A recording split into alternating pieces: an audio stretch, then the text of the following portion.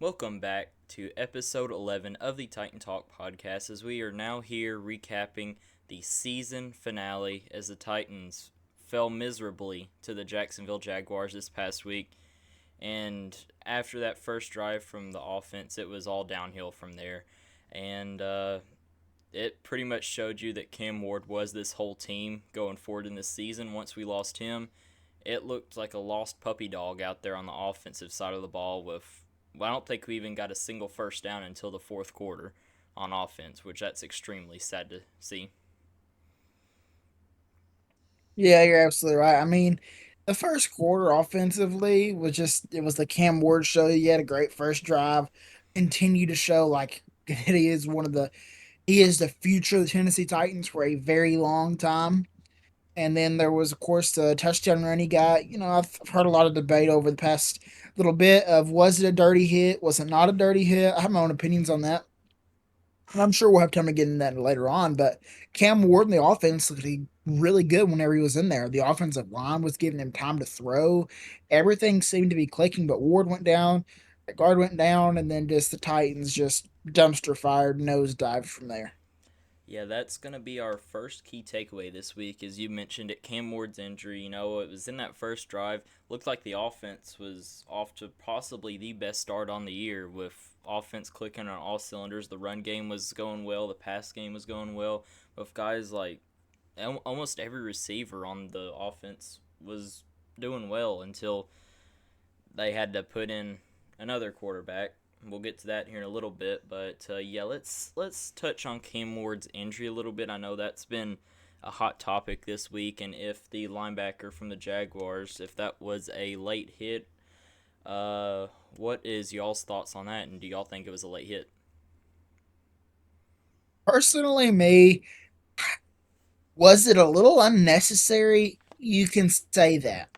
But was it a complete late hit? In my opinion, if you're a defensive player right there, you think Cam Ward's going to reach that ball and try and go across the pylon. If you're an NFL player, the last thing you want a quarterback doing is scrambling and scoring a touchdown. So of course, you're going to try and stop him, whether it's the one, whether you want him to fumble it, knock it loose. It's just like in Madden. When the quarterback runs with the football, everyone's head hunting. And I think that he thought Cam Ward was going to dive up. I didn't think he thought Cam Ward was going to go down as quick as he did. And I don't think he had time to pull back. So necessarily, I don't think it was a dirty hit. I don't think it was a penalized hit. I think it was just a hit that you don't want to see your quarterback take. But had the Titans done that on Trevor Lawrence, and I would have been all for it. That's my stance on that one. Yeah, that's one thing I've really disagreed with people on. I think it was a little bit late, as I think it was his elbow or knee was already down, and he just dove into his midsection, and that's what took him out because his other shoulder was on the under the rest of his body, and that's what caused the injury there. But I think it was avoidable. I think it he might not have dove late, but I think it was unnecessary because there was no reason to hit him there in that spot of his body to cause that injury. He could have easily aimed more towards the ball. I think that was him just trying to knock out pretty much the only competitor they had on the Titans offense.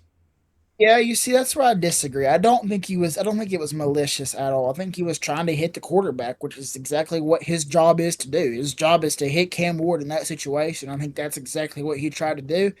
And if you look at it in super slow motion, like the clips have been shown, then yes, Cam Ward was down, followed by the hit. But if you look at that in live action, bang bang, it's almost simultaneous. Yeah, I would agree with you, but the only thing that's kind of given in to my take on that is that Jacksonville's had a history of that pretty much all season long.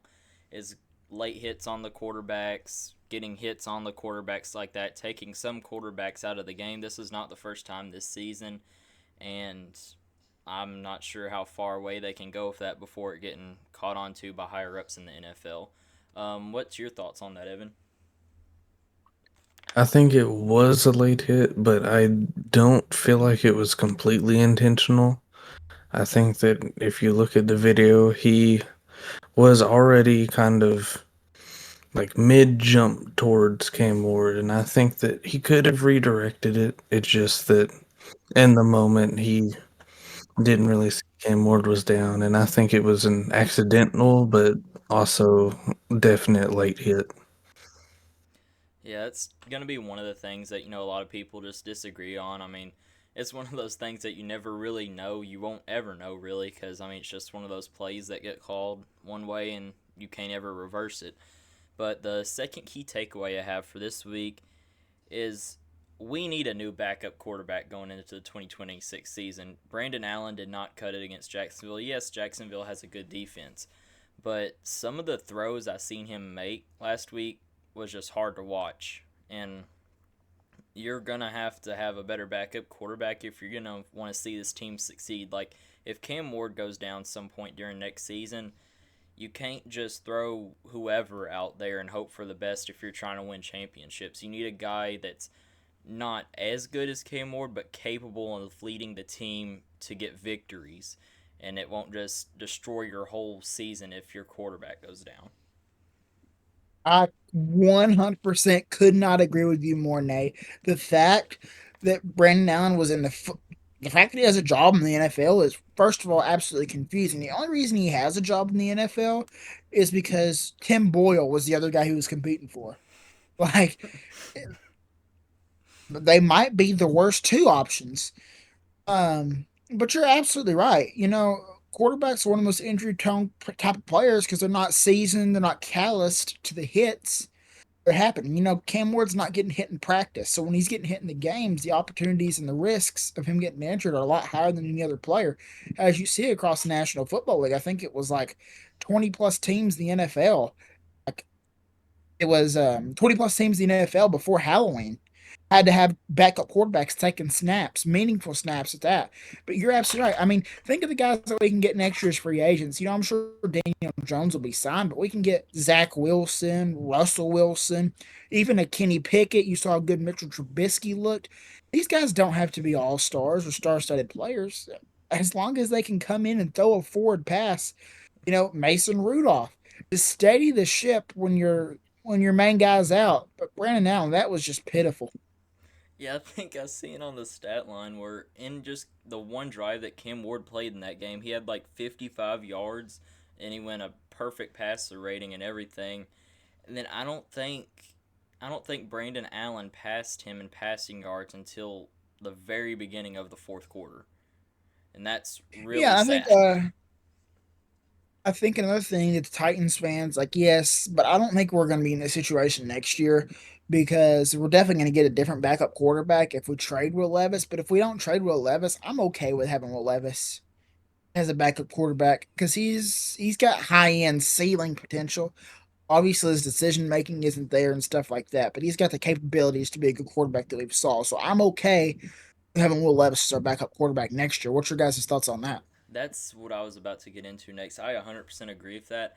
I don't know if you've seen this, but it was earlier today, as of this recording, where Mike Briganzi had his press conference, and one of the journalists asked him about Will Levis and if he might be getting traded next season or if he just even has a role on this team in 2026.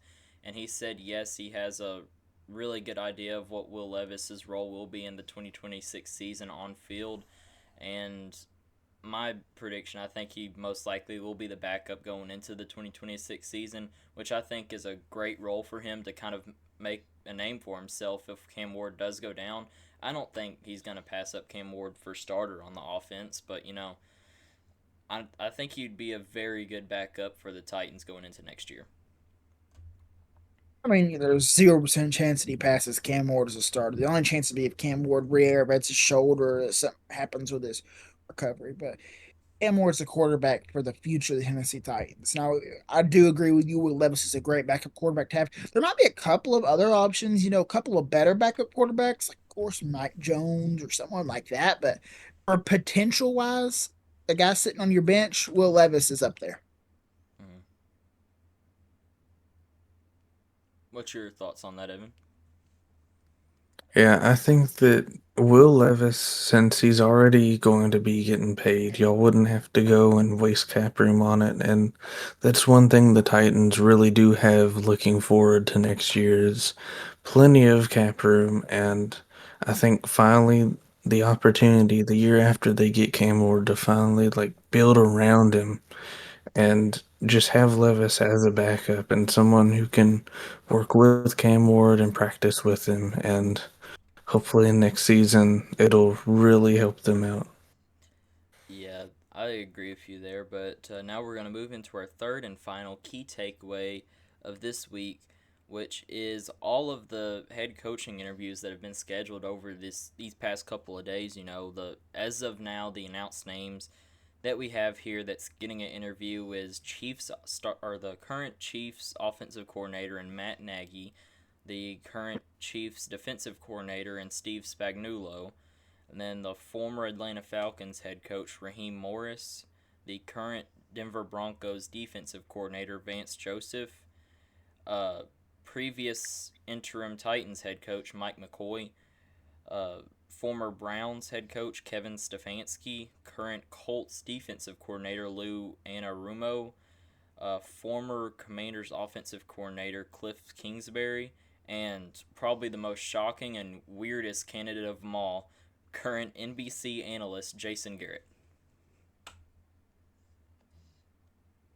Yeah, Jason Garrett's an interesting one. Obviously, a little bit removed from football, but I didn't think he was horrible when he was on the Cowboys. I didn't think he was a horrible coordinator when he was with New York. But I'm going to give you, I think there's going to be a lot of interviews more to come next coming days. I'm going to give you a couple of guys who I really want the Titans to give a great shot at and potentially hire, and a couple of guys who just anyone but them. Some guys that I really want the Tennessee Titans to interview. First of all, John Harbaugh. Absolutely. If John Harbaugh is willing to come to Tennessee, buy him a ticket, get him here immediately, the very second. Like that's I'm if you disagree with me, you disagree with me. But I'm I'll completely John shocked they Harbaugh, he's haven't a even Super said Bowl that winning yet. head coach. Do what? I said I'm just completely shocked they haven't even reached out to him yet. They reached out to Jason Garrett before him. That blew my mind. Well, I think there was 7 teams that sent him interviews offers, so I'm sure the news will probably break about John Harbaugh the next day or so. It would be completely shocking to me if we don't interview him. Yeah. But John Harbaugh, he's completed multiple rebuilds, won a Super Bowl. He's probably my first candidate. My second candidate, a guy who I didn't like at the start once we fired Callahan, but now I'm really starting to enjoy, is Mike McCarthy. I think the Tennessee Titans is just a homegrown factory for a kind of coach like Mike McCarthy. He's my second best option. My third best option, in my personal opinion, would be Arthur Smith. But I think he is just completely far fetched. I really don't think he has a chance of getting it. Yeah, I agree with you on the majority of And a those. couple of Well, go ahead. Sorry. I No, was you going go to give you ahead. just a couple of guys who I absolutely do not want. Cliff Kingsbury, I do not want him, not one bit, not at all. I know Nate disagrees with me here, but I just do not think Cliff Kingsbury is a good head coach. I think he's more of just like Brian Callahan, Raheem Morris. I do not want him at all. Raheem Morris is just not good. The more I've thought about it, John Gruden, I don't think it'd be a good fit in Tennessee, just all the drama that he brings. I think we need to steady the ship, not continue to add gasoline on the fire. Yeah, I'm And gonna. Kevin Stefanski. You don't want Kevin Stefanski? I do not think Kevin Stefanski, he had more talent than he was able to produce outcomes on wins and losses. I do not think he is a good coach, and I do not want him to be the Tennessee Titans. Yeah. So for my top three, number one, I'm gonna. It's either back and forth between these two. It's either Mike McCarthy or John Harbaugh, as he just got fired by the Ravens earlier today. But those are my top two, I guess you would say. Number three, I've kind of gone back and forth on this between three different people actually. As you mentioned, Cliff Kingsbury. I think he's a really good candidate. We're gonna have to bring him in and see what he's about and all of that. Second of my third finalist would be Kevin Stefanski. I think that's one topic we'll really disagree on, which he was a two-time coach of the year in Cleveland with not a lot to work around with. Yeah, he's had Miles Garrett and pretty much nobodies at quarterbacks in his tenure over there, especially this year. Uh, there is one thing I've noticed about him, though. I seen a clip on Instagram earlier. It's when he was giving a post game speech and he said something like, "I've never lied to you guys, have I?" And then in the background, you can see Miles Garrett behind him and side eyeing to the other players, which, that's kind of not what you want in your coaches, but, that's something there. And then Well, I don't think it's completely fair to let him off the hook because he hasn't had a good team. I don't know the dynamics of the Cleveland Browns front office, but he was there long enough, what, 6 years? I'm sure he has at least minimum pool in the drafting and free agency hires. I'm absolutely positive that being your two-time coach of the year. He should have had better players. I think you got to put some of that responsibility on himself. You got to put some of that responsibility on Kevin Stefanski. I agree. Yeah, that's kind of what I've been saying. It's kind of an iffy thing with him, but that, like you said earlier, this is going to be a decision that you have to be 100% sure about. Which this third one, it's another kind of an iffy take. It's Chris Shula, the Rams defensive coordinator. He's looked great in Los Angeles this year, making a defense pretty much of no names going into this year look like all stars. As you know, the Titans won't be able to interview him until the Rams are officially eliminated from the playoffs, but we'll have to wait and see on if he gets to interview. I imagine he would and should, but I would be surprised if he don't. I think he should. I think that might be the thing holding him up. The Titans might want to go get somebody. If the Rams go on a deep run, especially to the Super Bowl, I think the Titans will probably have their next head coach hired probably in the week of the Pro Bowl.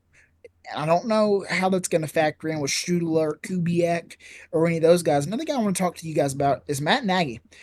I've Oh, been hearing the Matt Nagy name a lot, and at first I was like, absolutely not. Matt Nagy sucks. The more and more I think about it, I'm not. It's not going to disgust me if we hire him. But I just don't know what to think about Matt Nagy. What do you guys think? I cannot stand it. I don't want him here at all. You've seen in his days in Chicago his inability to develop a rookie quarterback in Mitchell Trubisky and a couple other guys. Yeah, he's won Coach of the Year, but that was one time with a pretty decent Bears team. Ever since then, he's failed to do anything as a head coach. He's been okay-ish as a offensive coordinator with the Chiefs. One thing that's really caught my eye, he's been not great at all this year, but one thing that's really caught my eye on Matt Nagy is I seen a Chiefs sports page posting saying that he's getting an interview from the Titans. The comments are flooded with Chiefs fans just saying, please take him off our hands, please get him out of here, stuff like that. That's things you've seen from previous options, like, you know, you've seen that with players in the past, especially like some guys in the past you've seen from free agent signings, like Dan Moore is an example.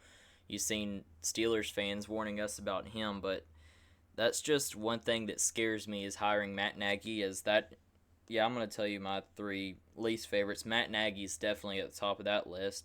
As you mentioned, Raheem Morris. And number three is either Lou Anarumo or Mike McCoy. I do not think Mike McCoy's fit to be a head coach. He proved it that's in the past weeks here, but yeah, I don't think Matt Nagy is a good candidate whatsoever.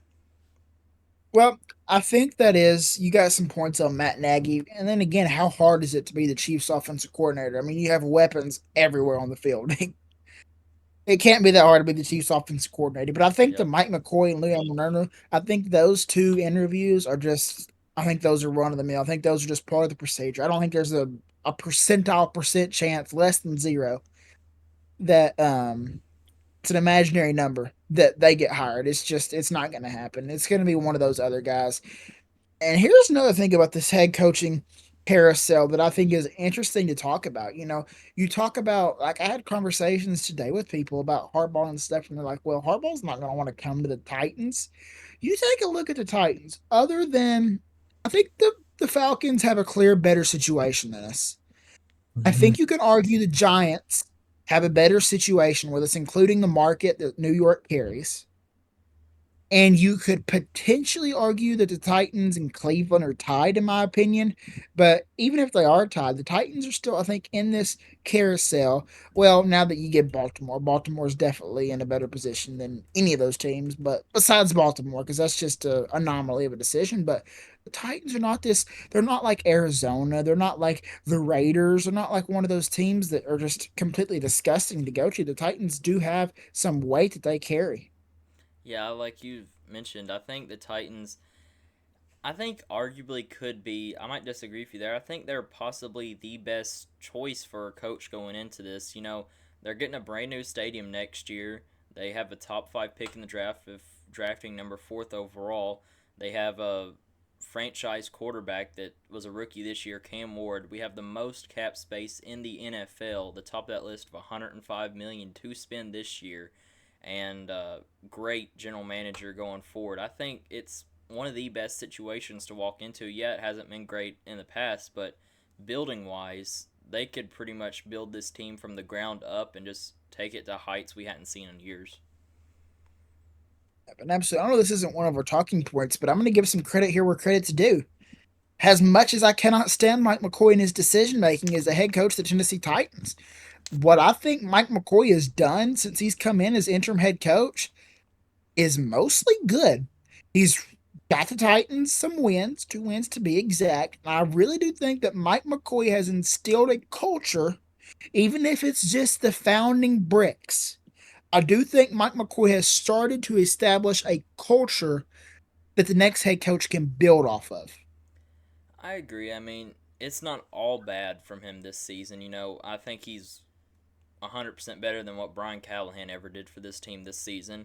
He's had his spurts of not going for it on fourth down, which that's really frustrating at times. But that's just personal decisions, I think, on head coaches and stuff like that. But it's I think he has steadied the ship here just to kind of round out the season. But yeah, I agree. And then again, I think bringing in a head coach, whoever bring in next year, the most as important as the head coach is, which it is the most important thing, it's also extremely important on who these guys are going to bring in as their coordinators. Like, can these guys go get some great coordinators? Like, could we go get Mike McDaniel maybe from Miami? I don't think he's going to get, just depending on that situation down there. But if things were to go south and South Beach. Could we get Raheem Morris as a defensive coordinator? He's a good defensive coordinator, whether you like him or not. It's just depending on who these guys can bring in to hire as their coordinators as well. Yeah, I've seen that as well. Like my dream scenario, coaching wise, get John Harbaugh as head coach, bring in Cliff Kingsbury as the offensive coordinator, and bring in Raheem Morris as defensive coordinator. I think that's a great coaching set to build off of from the ground up and go from there. What's your thoughts on Raheem Morris, Seven? I know you're a Falcons fan, but what's your thoughts on that? I think that he is a good defensive coordinator, but he isn't much past that. There were a couple times through the season that he did have a few questionable plays that had fans thinking that he was possibly trying to throw the game on, especially like the most recent game on the fourth down when he went and kicked the the punt.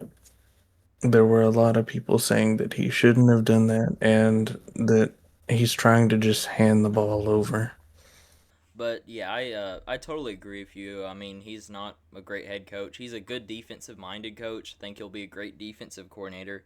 But now we're going to go into another direction. We might touch on the head coaching stuff here in a little bit and going forward to who we would like to see in all of that. But next, we're going to give in our picks for Titan of the Week. That's going to be kind of interesting to see our choices there, as there's not much to build off of there. But we're going to head into Titan of the Week right now. Oh, going back into it, we're going to give our picks for Titan of the Week. Not really much to go off of from here. We're losing 41-7 with your starting quarterback getting out after the first drive. But who do you have for your Titan of the Week, Luke?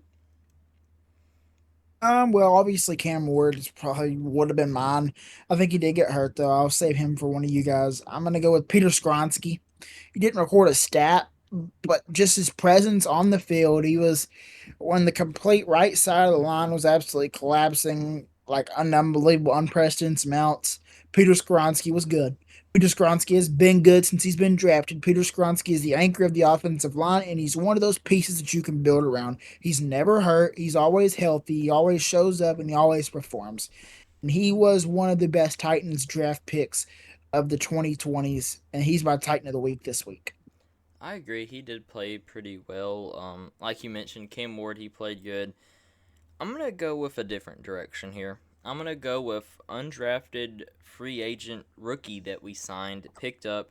I'm gonna go with Micah Robinson. He played really well this season. I've seen some him getting a lot of praise online over the past week, saying he could be a future lockdown corner for the team, and just keep him as a depth piece going forward. He had 7 total tackles this week. 3 of them were solo, and he really limited some of the Jaguars defenders and lock them up in some of the spots during the game.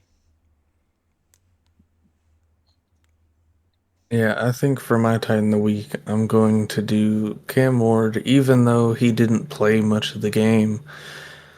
It's to the point with the Titans where he was carrying the team, and also once he was out of the team, you could notice just a steep fall off. The backup quarterback that they currently have, it took him quite a while just to match the stats that Cam Ward had in his short time playing, and I think that just for the end of the season, he deserves to be the Titan of the week once again. Yeah, I agree. But that's going to wrap up our Titan of the Week predictions. As now we're going to go into our predictions for the wild card round of the NFL playoffs going forward. I know there's like 6 games. It's going to be short predictions, but it's going to be a lot of fun games to watch this season as we're going to go into that right now. Now, starting off with the wild card round of the NFL playoffs, as our predictions going forward, we first have Saturday 2 games. We have the number 5 seed in the NFC, the Los Angeles Rams, traveling to the number 4 seed Carolina Panthers, winners of the NFC South Division. Who do you have here, Luke? Easiest playoff game to pick of the whole entire slate. Um, I could see the Panthers defense keeping it close for the first half, but I think the Rams are going to pull away. They have the better complete team. They're having guys come back like Devontae Adams, stuff like that. I think Stafford should be the MVP. I think the Rams win this one. I agree. There's no ifs about it. Rams got this one. Yeah, I also agree. I think that the Rams are going to blow out the Panthers. Yeah, moving into the night game this Saturday, it is another NFC matchup. We have the number 7 seed in the Green Bay Packers traveling to their division rival, the winner of that division of the NFC North, the number 2 seed in the Chicago Bears. Who do you have here, Luke? Biggest game in Chicago since probably the Super Bowl one with Brian Urlacher. Both of these teams have proven that they can beat other playoff teams. This is one of the most classical rivalries in NFL history. Man, this is going to be a fun one to watch. I still don't know who I want to go with. I'm back and forth. This is probably the closest game that I'm deciding between. And I think I'm going to go with Green Bay. I think I'm going to go with Jordan Love and the Packers to get it done. You know what that means. I'm gonna go with the Chicago Bears, not based off that. I do think they have the better team, but the Bears, I think they will get the job done and move to the divisional round of the playoffs for the first time in a while. I don't think I even remember them being in the divisional round since me watching football of like probably 15 years. But I got the Bears winning here and moving on to the Final Four in the NFC. Yeah, I'm going to agree with Nate, and I think that the Bears overall are a better team. I think this is going to be possibly one of the best games of the week, and since Luke wants to go against the Bears, that's just an even better sign that they're probably going to win this week. Yeah, also to mention, Packers um, Yeah, the Packers starting quarterback Jordan Love is going to be coming off of an injury. And also, I don't know if Malik Willis will be good to go as he's been injured as well. So, if Jordan Love goes down, this could be getting really ugly really quick for the Packers. But next, moving into the Sunday games, we have the number 6 seed in the AFC, the Buffalo Bills, traveling to the winner of the AFC South, the number 3 seeded Jacksonville Jaguars, the overrated Jacksonville Jaguars. Who do you have here, Luke? Overrated? I don't think out of every team that you can call, as much as I don't like Jacksonville, and as much as I don't think Trevor Lawrence is good, the Jacksonville Jaguars as a team, I don't think you can say they're overrated. They've played more playoff teams than any other team in the NFL, and they are battle tested with quality wins against teams like the Texans, the Colts, the Broncos, all those other teams. I think it's going to be a really good game. This is one of the biggest games in Jags history, especially in Jacksonville. And I think we're about to start seeing a narrative of Josh Allen in the playoffs really starting to spin up. I don't think Josh Allen's going to be viewed in the same light after this week because I think Jacksonville is going to get the job done, and I think Jacksonville is going to win. That's where I'm going to disagree if you want to see. And I'm going to agree with the betting odds right here is the Bills are the 1 point favorite going into this game. I'm going to agree. I got the Bills here. I think this might get ugly for Jacksonville. I don't think their defense will be able to catch up with that Buffalo offense in the postseason as they get really going here in the late stretch of the season, especially if Josh Allen and James Cook. But yeah, I got the Bills getting the win here and possibly taking on the Broncos next week. And I can't believe I'm going to do this, but I'm going to agree with Luke. I'm going to choose the Jags. I think that they've definitely been through a lot more this season. They've shown they're more consistent than the Bills. And I think that the Bills aren't the same team that we saw last year. They still have Josh Allen, they have Cook. But the thing is that I feel like they're just a different team on the inside. And I don't see them making the Super Bowl or next round in the playoffs this year. Yeah, that's I a agree. that's a hot take from my end. I At this point, I mean, things could change after watching that game. I have the Bills making it to the Super Bowl in my early playoff predictions. I have the Bills and Rams in the Super Bowl. Wait and see what happens there, but I just think the Bills' offense will really get going here in the playoffs. But next, moving into the next playoff game, we have the number 6 seed in the NFC, the San Francisco 49ers, taking on the winners of the NFC East, the number 3 seed Philadelphia Eagles, and reigning champs. Who do you have here, Luke? Feels like the Eagles have sort of stabilized their collapse in the past couple of weeks from just completely going down like 2022 levels. But with that being said, the 49ers, I also think, besides last week against the Seahawks, have really had one of the better Decembers. And the Niners are once again, they're hitting their stride. They're becoming healthier and healthier and healthier. Who knows, Fred Warner, you saw the clip of him climbing Levi Stadium. I think the Niners have got a potent offense, and I think the 49ers are going to shock the Eagles and upset them on the road. I'm gonna agree with you. This might be a blowout here. I think the 49ers offense has looked great the past couple weeks. George Kittle probably coming back. McCaffrey's doing really well at this point in the season. Brock Purdy playing really well. I got the 49ers. I think I'm going to disagree and be the odd one out. I could see it going either way, but I feel like this late in the season, the Eagles are finally going to wake up. I think that they're going to hopefully utilize Saquon quite a bit more, and I could see them barely coming out on top, and I'm going to take the Eagles. Yeah, moving into the night game, Sunday night, we have the number 7 seed in the Los Angeles Chargers traveling to the number 2 seed winners of the AFC East, the New England Patriots. Who do you have here, Luke? I got two picks that I think are going to be pretty shocking. This is the first of one. I think that Drake May and the Patriots are a unexperienced playoff team, and I think you're going to see it. I don't think Drake May is going to be the reason they lose this game, but I don't think he's going to take over like a lot of people are thinking he's going to take over. If the Chargers can protect Herbert long enough for him to throw a forward pass 5 yards down the field, I think the Chargers have a great chance at winning this football game. I don't think the Patriots defense is good. It's probably going to be the easiest defense the Chargers have faced in a long time. Face it, guys, the Chargers are a really good football team who has quality wins over great defenses. I think they're going to be able to pick the Patriots apart, and I think Justin Herbert and company are going to win in the wild card.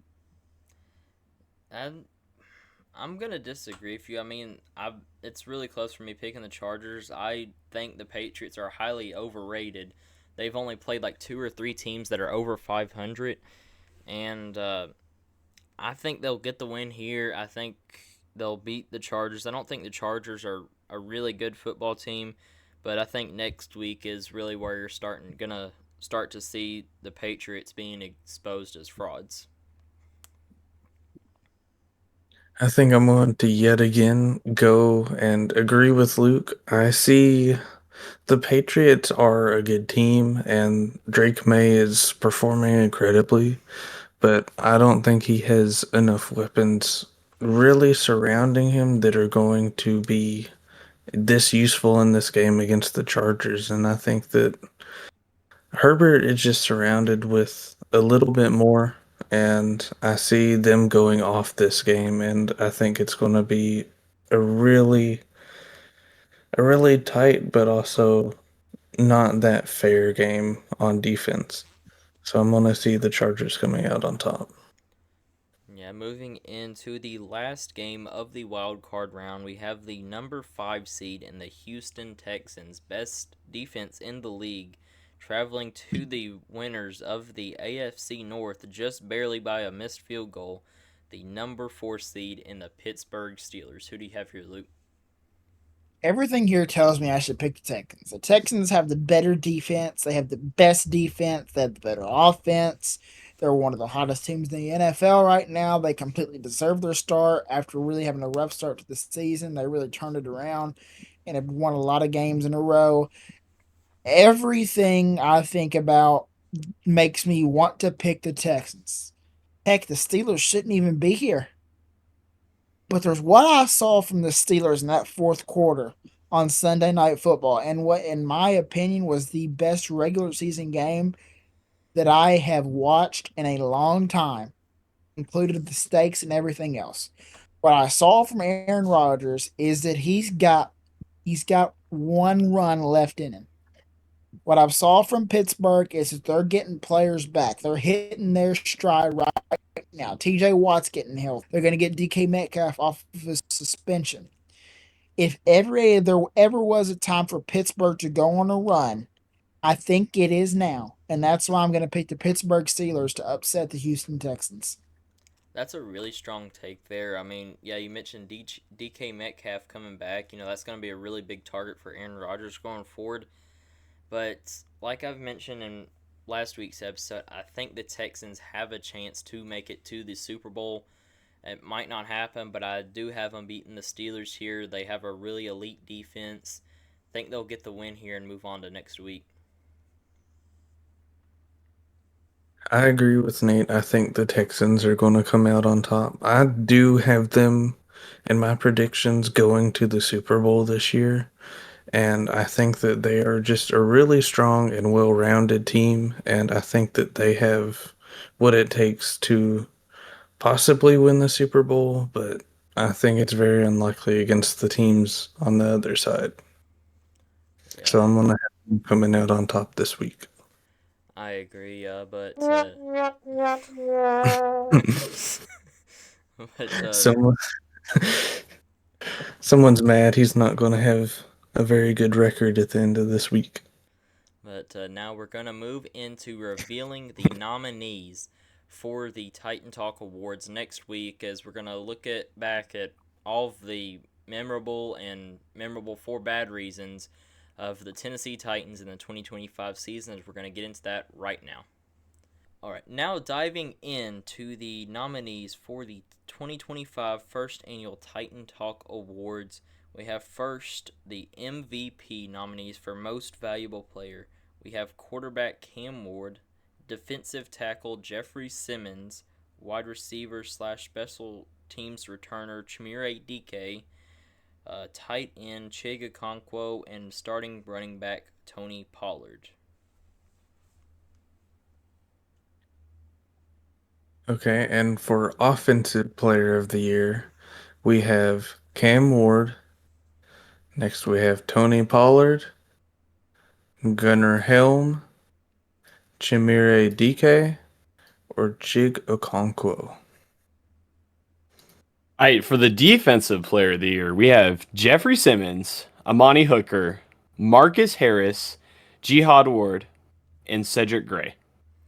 And then next, starting off with the rookie categories, we have Offensive Rookie of the Year. We have quarterback Cameron Ward, wide receiver Chimere DK, wide receiver Alec Ayamaner, tight end Gunnar Helm, and running back Khalil Mullings. Now, for Defensive Rookie of the Year, we have Femi Oladejo, Kevin Winston Jr., Marcus Harris, Cam Horsley, and Micah Robinson. For the special teams player of the year, we have Chimere DK, Joey Sly, Johnny Hecker, Morgan Cox, and Julius Chestnut. And then a really infamous position of this year, we have Coach of the Year. We have former head coach Brian Callahan, interim head coach Mike McCoy, defensive coordinator Denard Wilson, quarterback coach Bo Hardigree, and special teams coordinator John Fossil. For Comeback Player of the Year, we have L'Jarius Sneed, Kevin Winston Jr., and Cedric Gray. And I do want to add on that we only have 3 nominees there because none of us could really think of anybody else to add to that list because there's not really anybody coming back from anything. We were terrible last year, and there was not really any season-ending injuries to come back from. So, yeah, L'Jarius Sneed, he really did not come back from anything. You've seen that on the field. Kevin Winston, he was dealing with some injuries coming into this season. You know, he was injured in college going into the draft, came back, played really good football. Cedric Gray, he missed like the last 2 games of the year last year, didn't really come back from much, but he came back from something. But that's something. There's literally no one else to nominate for this. But next, what's the next category, Boston? With the Titans Content Creator of the Year award, these are your nominees. We got Two Tone Talk, Brad Steele being your host. We have Titan Upload, RBT, the Titans Rundown, and the Titan Report podcast. And then next, we have Fan Favorite of the Year. I know Luke's going to love this one. We have Xavier Restrepo, Cam Ward, Jeffrey Simmons, Mason Kinsey, and James Williams. And then next, we have Game of the Year, which, not really much to go off of here. We had to nominate something, but we have one of the Titans wins. We have the Chiefs at the Titans, the season opener, Titans at Broncos, then Titans at Browns, Saints at Titans, and then the really weird game of Titans at Cardinals. And then last, but totally not least, we have a very interesting category here. We have the What Are We Doing Here moment of the year. As first off, we have the Brian Callahan ball boy situation at the beginning of the year where he couldn't make up his mind if he was punting the ball or kicking a field goal with like seconds to go in the half, and he just blows that opportunity out of the water and makes us lose the game at that point. And then we have L'Jarius Sneed, who? Nico Collins, who burned you on a 60-yard touchdown route, who cost us the game that week. And then next we have Dan Moore, who completely let a Cardinals defender run right by him and say, here you go, here's the sack right here for you. And then next up we have punting the ball 4th and 1 with the game on the line multiple times during the year, which was really unsmart on their end. And then next up we have one that Luke added. It is Brian Callahan not knowing the rules of a catch after the Broncos game, where Gunnar Helm made that ridiculous catch on the sideline. Referees ruled it a not catch. And Brian Callahan in the post-game press conference, when they were asking him about it, he said you have to have 2 feet down. It don't matter if you have an elbow or a knee down, you have to have 2 feet. Which that's kind of insane, an NFL head coach not knowing the rules of a catch. But regardless, that is our nominees for the Titan Talk Awards. We're going to open up posting here. It should be up as this is going live, but you can catch all of that and vote on Instagram. You can vote on X, formerly known as Twitter. Not sure if it'll let me open up voting on Facebook, but I will try, and also on YouTube, so you can catch up with all of the polls and vote for who you think should win the 2025 Titan Talk Awards from all the categories. I do want to thank y'all for watching episode 11. As you know, it's probably very much shorter than the previous episodes, but you can catch us back here next week as we will be giving out the winners for the 2025 Titan Talk Awards, the first ever Titan Talk Awards, and you can catch us here for the divisional round playoffs and everything regarding that. And we will also be, I imagine there's going to be some head coaching news, hopefully. Hopefully it's just not dead silent from here, but we will catch y'all next week, and peace out.